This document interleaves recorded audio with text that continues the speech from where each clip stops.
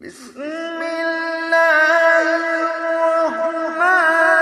الرحيم والفجر وليال عشر والشفع والوتر والليل إذا يسر هل في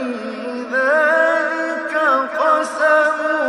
لذي حجر ألم تر كيف فعل ربك بعاد إرم ذات العماد التي لم يخلق مثلها في البلاد وثمود الذين جابوا الصخر بالواد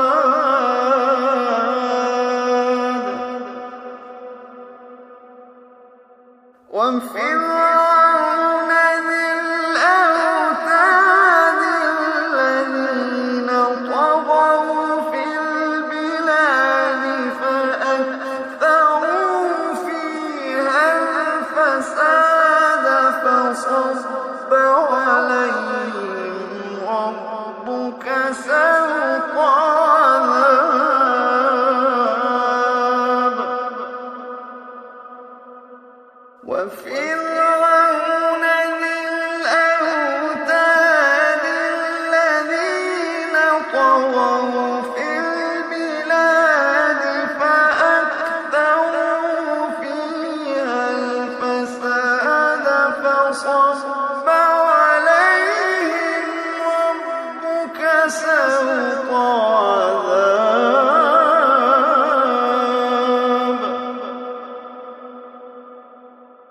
إن ربك لبالمرصاد إن ربك لبالمرصاد فأما الإنسان إذا ما ابتلاه ربه فأكرمه ونعمه فيقول ربي أكرمن وأما إذا ما ابتلاه فقدر عليه رزقه فيقول ربي أهانن كلا وأما إذا ما ابتلاه فقدر عليه رزقه فيقول ربي أهانن كلا بل لا تكرمون اليتيم بل لا تكرمون اليتيم ولا تحاضون على طعام المسكين وتأكلون التراث أكلا لما وتحبون المال حبا جما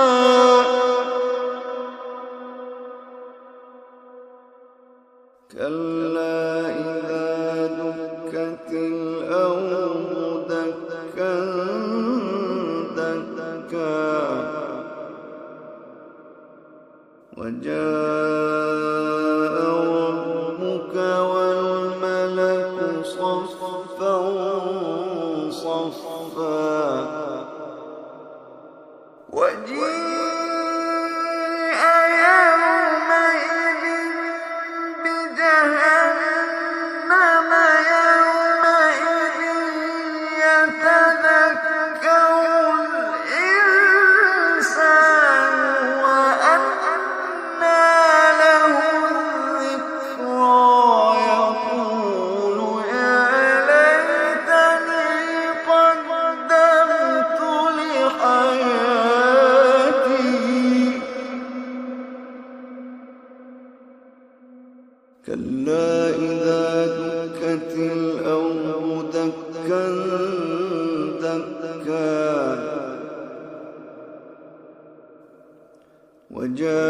وجاء ربك والملك صفا صفا وجيء يومئذ بجهنم يومئذ يتذكر الإنسان وأنى له الذكرى يقول يا ليتني قدمت لحياتي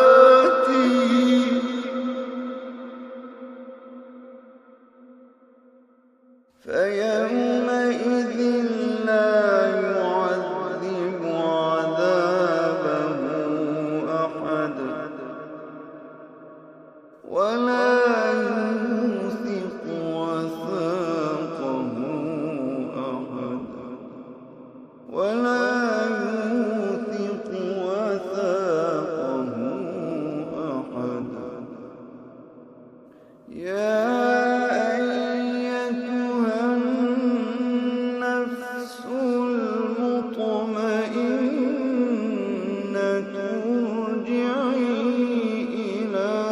ربك راضية مرضية فادخلي في عبادي وادخلي جنتي يا أيتها النفس المطمئنة ارجعي إلى ربك راضية مرضية فادخلي في عبادي وادخلي جنتي يا أيتها النفس المطمئنة ارجعي إلى ربك راضية مرضية يا أيتها النفس المطمئنة ارجعي إلى ربك راضية مرضية فادخلي في عبادي